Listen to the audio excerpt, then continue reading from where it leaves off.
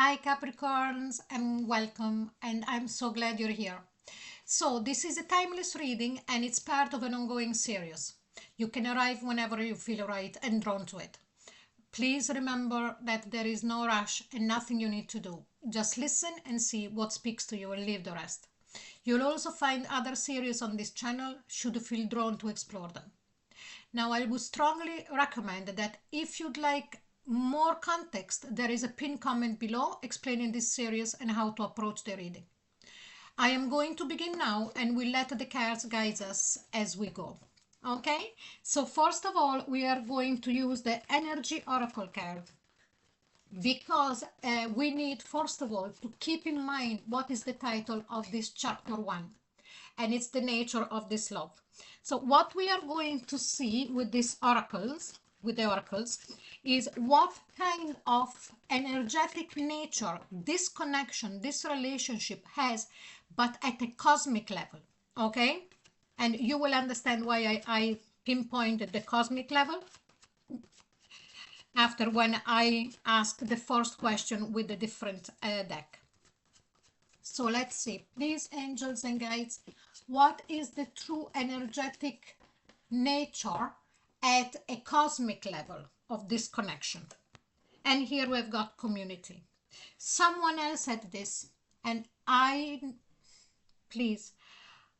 find it incredibly difficult to remember other readings because when I do a new readings, I need to really ground that particular sign, that particular reading, and disconnect from everything that came before and that will come in the future. But I believe that this card came out for Aries. I'm not too sure, but if you have an Aries sun, moon, or rising in your chart, or your person is an Aries sun, moon, or rising, please go and listen to that as well. Okay, now, so let's get back to us. The energetic blueprint of this connection at a cosmic level is one of being of great help to the community at large. Now, this usually is when there is more than twin flames, I would say soulmate connections, because the energy that they really release when things are in harmony, it's great, and that everybody will benefit from the ripple effect of the positive energy that the two people that are in the connection then expand and let out. But apart from that, this could also mean that the two of you, first individually and then together, can really be really helpful to your community, whatever it is, a community that is just around you, or like friends, family, even neighbors and things like that, or something online.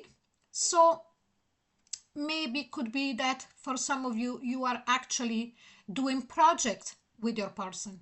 Okay, but there is definitely a very, very strong energy of giving pleasure and helping not only yourselves but also others around you. So now with the Enchanted Romance Tarot, we are going to look at more depth. And please remember that I am going to answer only and specifically the question that I'm asking. Okay, so please take what resonates and leave the rest. So, first question, and that's why I asked you to pay attention to when I was explaining about the oracle, and it is first question: what is the true energetic nature of this connection, but at this level, so at an earthly level? Okay, so let's have a look. And here we have the Five of Wands. I says that here it's fighting against stereotypes. The true energetic nature of this connection for me, Cappies here, is like breaking the shackles of feeling imprisoned by societal stereotype, and it would make complete sense with this community.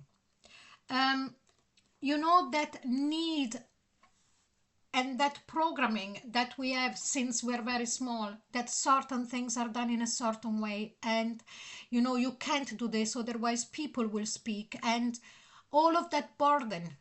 And we feel trapped because we sense that if we don't comply, we are going to be put aside, we are going to be seen as loner or weird or things like that, while inside there is something screaming to come out and say, I am me. Why do you keep me repressed? So this is exactly what I'm sensing, okay? The beauty of this series is that every single reading came out with great um, message, both about the relationship and also the bigger picture. So I'm delighted that I decided to do this series. So let's pass now on the second question. How does this love exist beneath appearances? And here we've got the Three of Pentacles, cooperation. Do you remember when I mentioned that I said that the two of you could have projects? You know, working in the community, wherever it's a far-reaching community, through internet, through blogging together, you know, things like that. Or just by being present in your neighboring community.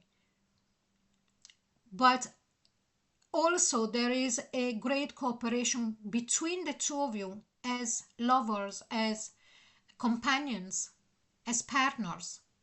So it's very balanced. I feel a very respectful energy here. Now, what emotional tone defines this bond? And here we've got the Nine of Pentacles. Respecting each other, independence. Both of you are extremely capable in your own way. So it's like as if I'm not sensing depending, you know, having to depend on the other heavily for what material things is concerned, for capabilities, and for things like that. You know that the other person is there for you if you need them, and vice versa. But the emotional tone of this bond is really the one that would let you free to be you, independent, and also being not only respectful of the other person's timing and desires and differences, but also of really seeing the other person's qualities. Okay? This is a very mature reading here. What kind of love is this asking you to understand? And here we've got the Knight of Wands. It's making you understand that yes, there can be passion even when something is stable. Also that need of searching for constantly something different, it doesn't really pay. Or the other feelings that I'm getting here is that, you know, do not get scared of not getting scared if things at the starts are slow. This is all the messages I'm getting, you know. It's, as you know by now, I read intuitively, and the intuition for me, it's what guides every single reading that I do on the channel and privately. And this is exactly what I sense from this question. What kind of love is this asking you to understand? There can be passion, there can be that fire, even when something is so mature, so grounded, and so respectful. What makes this connection unique? And here we've got the Four of Swords. Giving each other the space. Again, Four of Swords is that card of taking time to meditate, taking time to relax without the fear that the other person would feel excluded or would start whinging and moaning and groaning and all of that.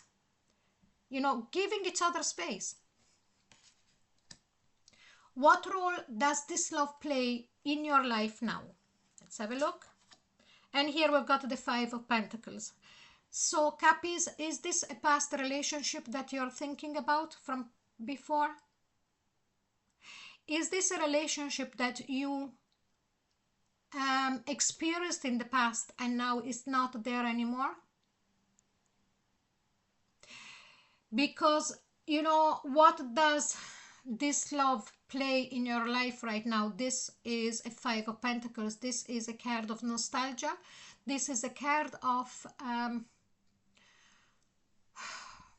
crying over spilled milk, understanding right now that you didn't appreciate or understand exactly what was going on in this relationship when it was alive. You understanding only now what you had in front of you. So what is the core truth of this relationship? And here we've got the Queen of Wands. To understand that that the passion, okay, is a force not to be I wouldn't say put down, but sometimes, you know, you are an earth sign, you are very work oriented, you are very practical. When I sensed that there was a lot of passion in this particular relationship, in this particular connection, okay, and the passion was so strong, like something you have never felt before.